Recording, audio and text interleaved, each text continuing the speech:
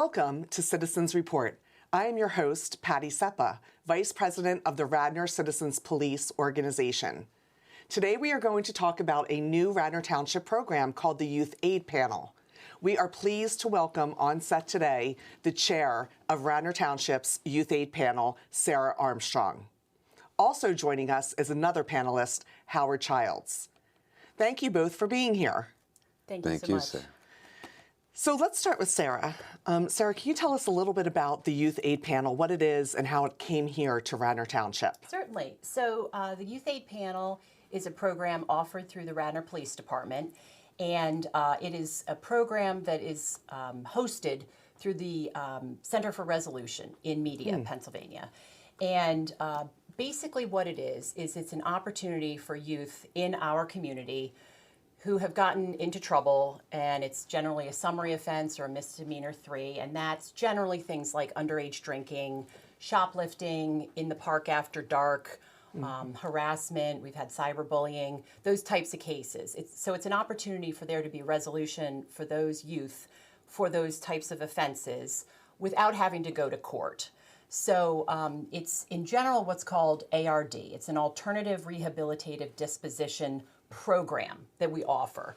And the way it's set up is if a child in Radnor Township between the ages of 10 and 18, I know 10 sounds very young, generally speaking, we mostly see juniors and seniors in high school. We've had a couple of younger kids, middle schoolers, but I would say of the 50 or 60 cases we've done, the vast majority of them have been juniors and seniors in high school, and the vast majority of those have been underage drinking, I would say. Oh, yeah.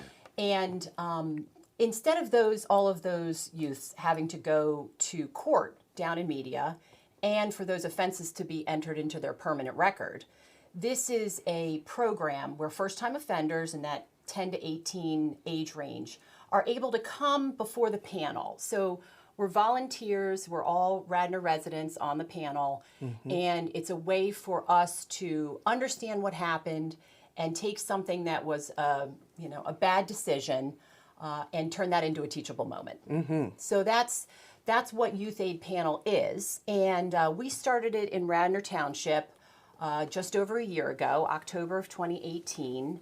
And that came about because Chief Flanagan adopted the program, which we're really thrilled about. He had gone through some training and some information for the Center of Resolution, and he decided this was a good program for the community, and clearly we agree. It's a great program. And so the panelists, who all of us, and including Julia Gould, who's not with us today, we all went through the Radnor Citizens Police Academy. So we had done the program over years in the past and had gotten to know Chief Flanagan and some of the other members of the police department. He had reached out to some of us to see if we were interested in volunteering, and that means we went to training. So we did, at the time, 9 hours of training down at the Center for Resolution in Media. And then, as you mentioned, I'm the chair, but what that really means is I take care of the administrative work. Okay. So when a youth goes to see first Detective Jim Santalaquinto, who is the police liaison for the program, he reaches out to me to let me know we have a new case, and then I take care of scheduling everything. So the chair doesn't have any different level of responsibility on the panel itself, just that I agreed to take on the administrative function and the scheduling. So that's at a very high level what Youth Aid Panel is, and it's been wonderful for the community. I think it's been incredibly well received by the parents and the youth.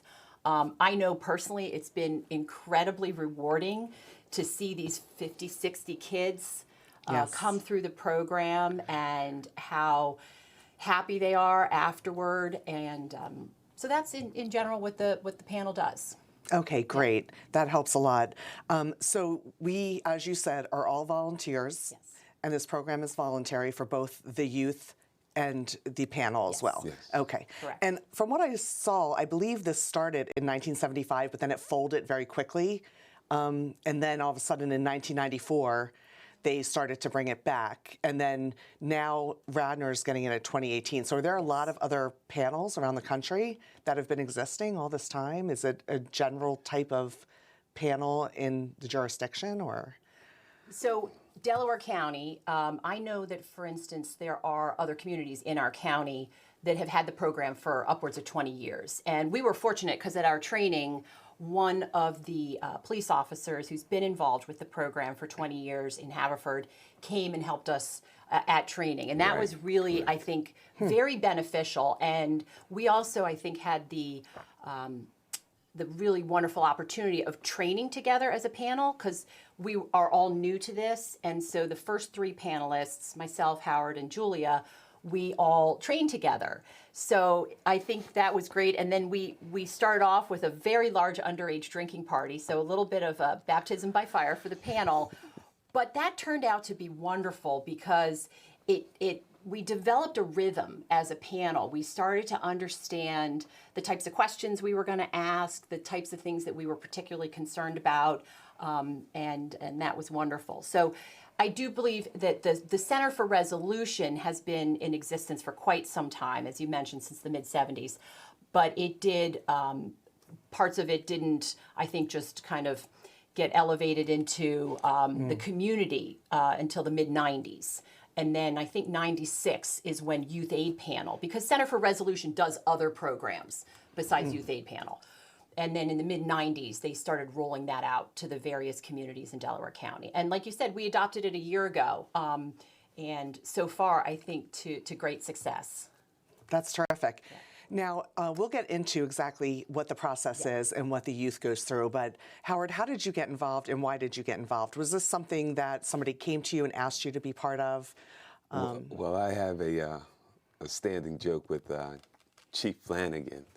He sort of like tricked me into it. And, you know, even when he explained it to the superintendent of Radnor schools, we were having a conversation. He was sort of like saying that he tricked me into doing this because he almost knew I was going to say no. But I went through the Citizens Police Academy, and I had some other outside community involvement.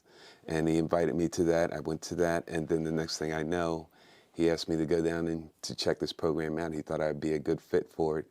And little did I know, just by signing the attendance sheet, I was signing up for the program. So. And we'd be lost without him. Absolutely. So I think Chief Flanagan knew exactly what he was doing. Yes, that's great. That's terrific. Yeah. So why don't we go back to explaining what the youth actually goes through? You had indicated that the youth comes in when they have a citation. The police screen the youth to make sure that they had not gone through this program previously. Correct. And then that youth is referred to you as the panel. And then how does that start? What happens from there, from beginning to end, if you don't mind? Sure. So, want me to take that? Okay. So I think it's important to start off with, we do not get involved with restitution. What we do with the youth is resolutions, which is essentially assignments for them to make it a teachable moment. But I'll back up just for a second so that people understand the difference. Let's say hypothetically, Johnny gets in trouble because he spray painted a neighbor's garage and did property damage, actually cost money to a homeowner. The financial restitution of that youth compensating the homeowner for the property damage, all of that happens before they get to the Youth Aid Panel. So I just want to make it clear that little Johnny's not off the hook for what he did, okay?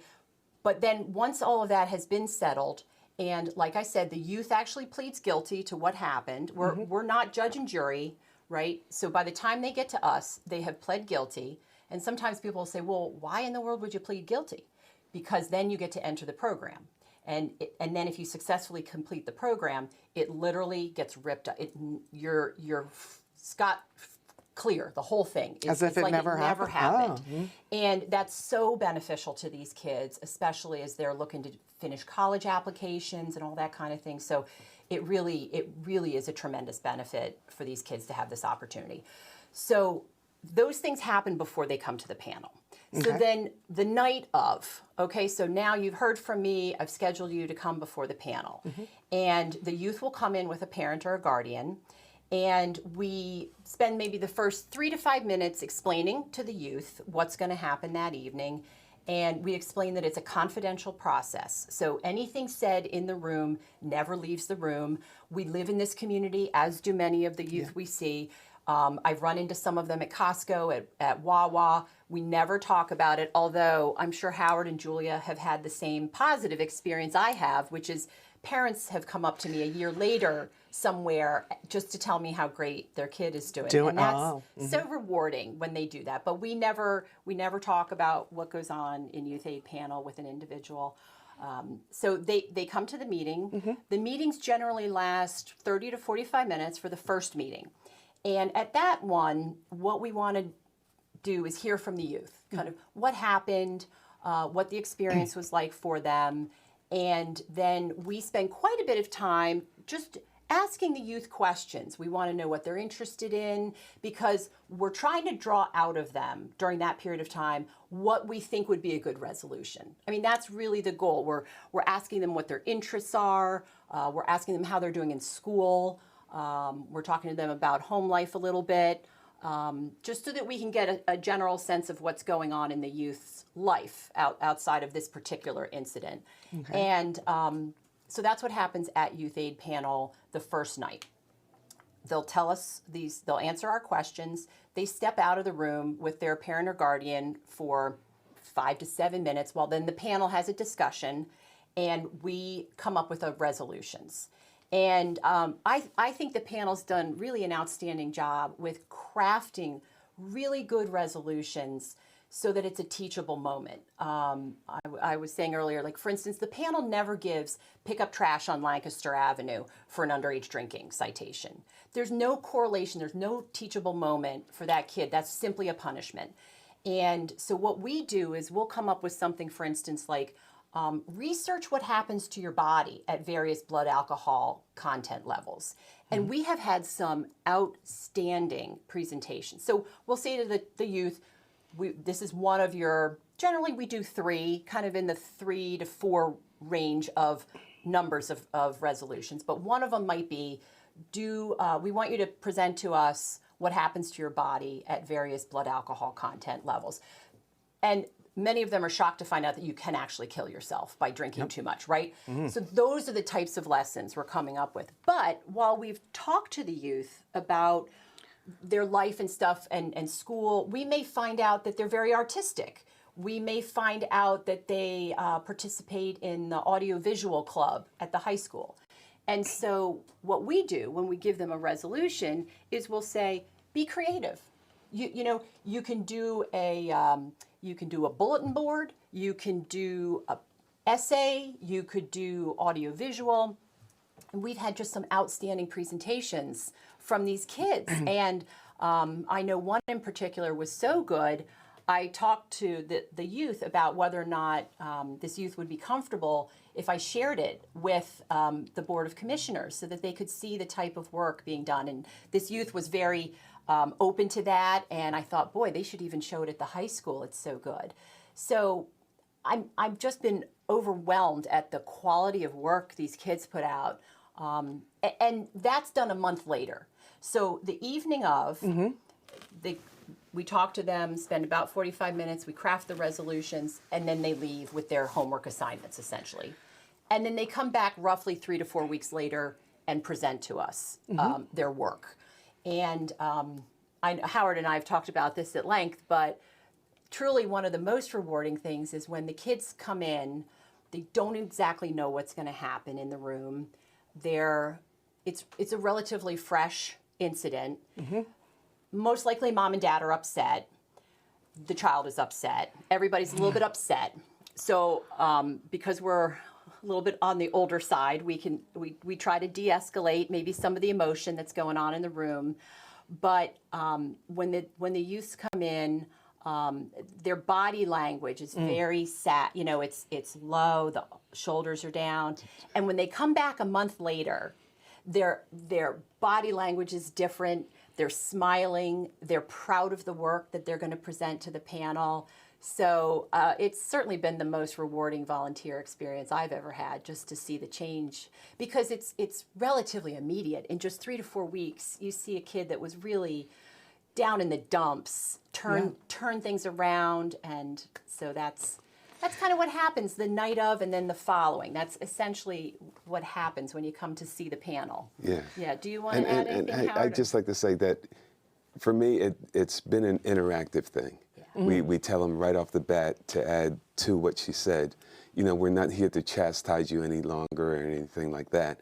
What we're simply doing is trying to find out why you decide to go down this path, and what can we do to get you right back so that you're doing the right thing from this point on, going forward. And, you know, Sarah's often said, you know, everybody makes mistakes. And we're just here to put you back on that right track. And during that give and take process, while we're trying to find out about their background, what they're interested in, their thought process of what they went through that night, and, you know, how they relate to their parents and those things. And once we find out more about them, we tailor their resolutions to them. Oh, And so it's not whatever the stipulation is, it's not no. a handbook. It's custom tailored. That's Yeah. great. Every Okay. child. Every child gets its own. You know, Okay. we might just be sitting there talking to one and realize that this one young man's he's the oldest of his siblings. And he realizes the other siblings look up to him. It might be a letter to his other siblings. Hey, look, I messed up.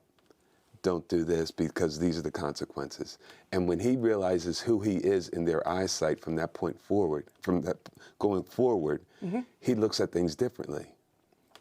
And then the other part that I think that Sarah would agree with me on is when we do meet these parents, sometimes, you know, it's just a one-on-one thing, and the parents go, I want to thank you because now he's doing this, now he's doing that. And when the parent says, you know, that they're doing things differently and, you know, helping out around the house and this, that, and the other, it makes us really see the value in this program. It's very good. And a lot of times, I also feel like we're backup for mom and dad, right? So it's not as though these kids don't hear from their parents the same thing we're telling them. But anyone who's raised children knows that sometimes an outside person saying the same thing as mom and dad just has a little bit more impact. And so, you know, a lot of times what we're doing is making sure that the youth understands that, yeah, you know, your parents are upset because you broke their trust, you know, and we try to explain to them things like, if you went to this underage drinking party, it's not just the fact that you got in trouble and you wound up with, you know, an interaction with the police. Okay. But you told your parents you were going to be somewhere else. So, you know, think about the fact that your parents thought you were one place. You were actually another place. And that scares them. It scares parents when they don't realize that you did not tell the truth and you broke their trust. And it takes a while to build that back up. So we do talk about those things. And you know, we're direct with these kids. A lot of them are just on the cusp of becoming 18 years old. They're about to become legal adults. Often they're about to go off to college within a couple of months of us seeing them for the first time. They're not going to be under their parents' roof anymore. So we're really trying to, you know, pull their thinking up a level so that they can understand how their decisions impact other people. And yeah, you know, we do. We try our best to have them understand how their parents are feeling too. And I think that one of the most important things is we listen to them. Yeah. You know, because through that part of listening to them, we can somehow, between the three of us, you know, I don't know how that works, but between the three of us, we come up with a resolution where they come back in, where she says, with confidence, knowing, okay, yeah, this is a fixable moment now. Yeah. And I sit up higher in my chair, I talk louder, I'm able to look you in the face, and I've got more confidence about who I am and where I'm going now. So it helps out the student or the child immensely, I think. And if you don't mind, I'll mention it helps the community, right? So there's a value to the youth and the parents, the family unit, and then there's also value to the community, because this is 50 to 60 times in the last year that one of our police officers didn't have to go to court. So that means that the police officer doesn't have to be deployed down to the county, and instead can spend time doing public safety work here in Radnor, which is really what we all want, as well as it saves cost. You know, that the police officer doesn't have to take a car and do all that kind of stuff. So I think there's a there's a community benefit as well. And when we did our training, Haverford Township said, because they've done it for 20 years, their experience has been that recidivism, which means a youth coming back into a police interaction, is 5%, under 5%, which is significantly less than average recidivism rate for teenagers that have been in trouble once. The number of times they wind up coming back. So it's also good for the community in that our kids say, wow, maybe I shouldn't do that. Maybe if I shoplift from a local store, there's actually broader consequences. Because if I shoplift and enough people shoplift, maybe eventually the store says, I don't want to be in Radnor. And that's not good for our community either. So we, like I said, we try to kind of pull back from the actual incident a little bit and give them a broader context of how what they did has potentially broader consequences. Okay, and I just want to state a fact that I found thanks to both of you, but since 1995, over 5,300 juveniles have come before the youth aid panels in the United States. Yeah, it's great. The resolution completion rate is over 90%. Yeah. So that's really impressive. Yeah, right? I believe it. That's once the child has an opportunity to say what's on their mind and to really feel as though they've been heard by adults. And I think the panel is really good about making sure the youth doesn't feel like they're coming into a situation where they're going to get scolded and finger wagging and yelling and stuff. Like we're very calm and we try to we do a good job listening and then crafting a resolution so that by the time it's all over, it takes a negative experience and turns it really into something very posive. Yeah. It's just shocking the number. You'd think, oh gosh, these adults are giving me things to do and homework essentially. We see them a month later and they couldn't be happier. And we, as Howard had said earlier, we do craft, and we were very careful about crafting every resolution to every individual youth, which means sometimes we give them a book that we think would be really helpful for them to read. And we ask them to come back and be prepared to talk to us about it. We've assigned TED Talks for them to listen to. So I think we're very thoughtful about that. And the Center for Resolution also holds classes. I don't want to miss mentioning that. They have some excellent classes. So if we find that maybe a youth is having just trouble making good decisions, they have classes like that on how to make good decisions. So if we feel like maybe the incident is just indicative of a broader problem, we may assign a class, for instance. So that's great. Yeah. Well, I guess we are running out of time, but I'd like either of you or both of you to share a case with us without mentioning names, businesses, anything like that.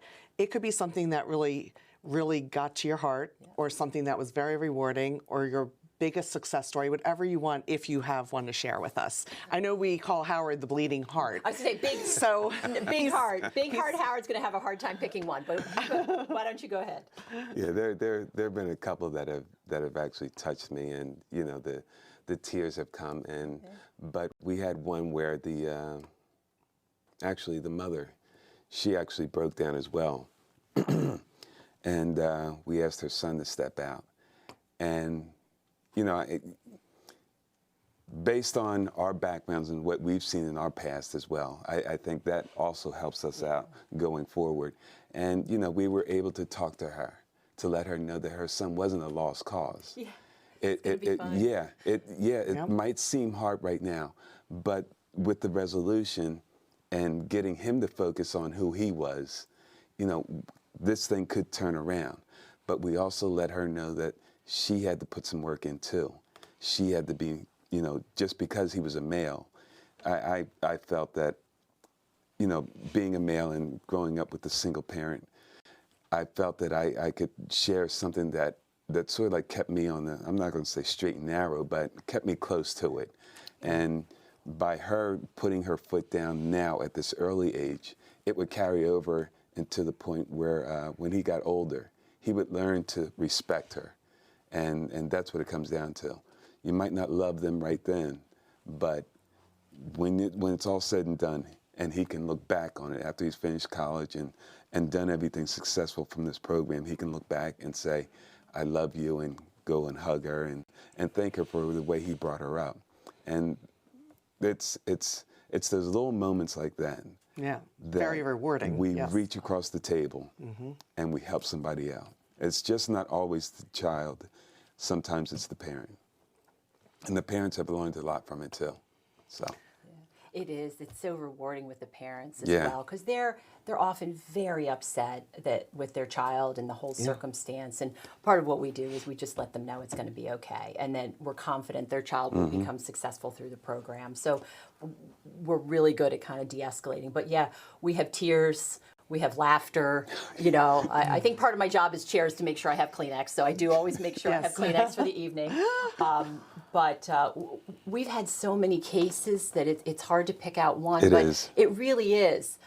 They've all been rewarding in their own way. I really feel as if we are making a difference. Yes. I think that's in every one of those cases, every single one. I didn't feel like any of them ended where I was like, oh, I just don't feel like that kid kind of understood what we were trying to accomplish here. I have felt as if every single one of those youths left after the program armed with information to keep them on the path. And that, you know, we all stumble at times off the path. Sometimes we take a great fall. And, you know, I talk to them, the kids, I often walk them out at the end of the, you know, we're just trying to get you back on the path and put you in the right direction and keep you on a trajectory of success, because we all want the youth in our community and at large to be successful and contributing members of society. Honestly, I can't pick out one, but we've had laughter, we've had tears, we've had long nights, we've had long discussions, but I'm so thankful that I get to participate in the program. Well, thank you both for volunteering, because that is a lot out of your time, and we really appreciate it. Well, We thank are out you of town. for volunteering. Yes, Patty, yes. Thank our you. newest member of Youth Aid Panel. Thank you. It's a very important topic, that's for Yes. sure. But thank you both for coming. We are out of time right now. But everybody else, join us again next time for another informative episode. If you would like to join the Radnor Citizens Police organization or simply gain some more information about the organization, you can contact us at contact@radnorcitizenspolice.org. Thanks for joining us. Join us next month for more Citizens Report.